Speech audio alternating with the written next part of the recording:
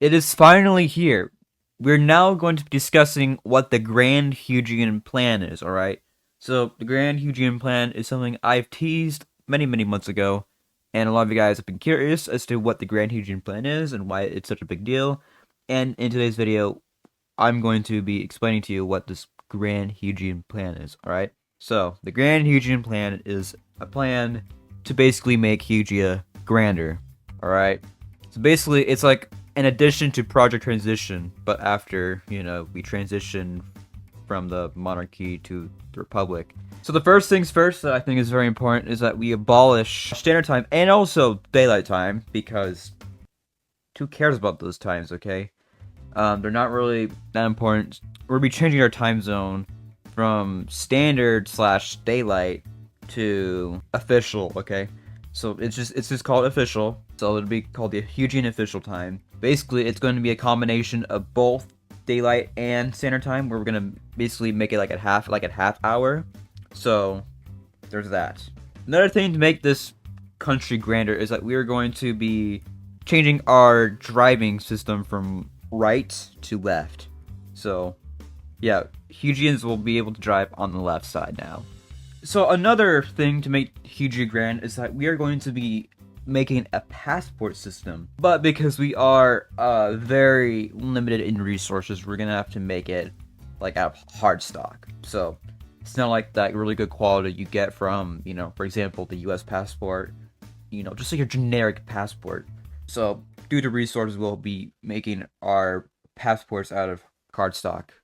Here's another thing. Now, this may be controversial, but I was thinking that we get rid of the crown on our flag, okay? The crown doesn't really make any sense. We are not a kingdom anymore.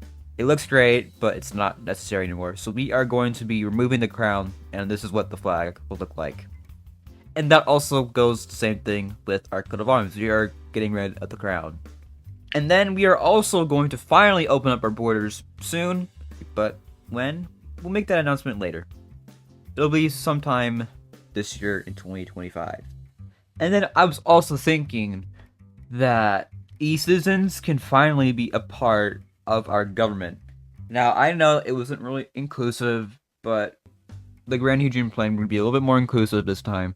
We're going to allow e-citizens to vote in elections and be a part of our government. And yes, even an e-citizen can take over Hugia, like be the prime minister of Hugia.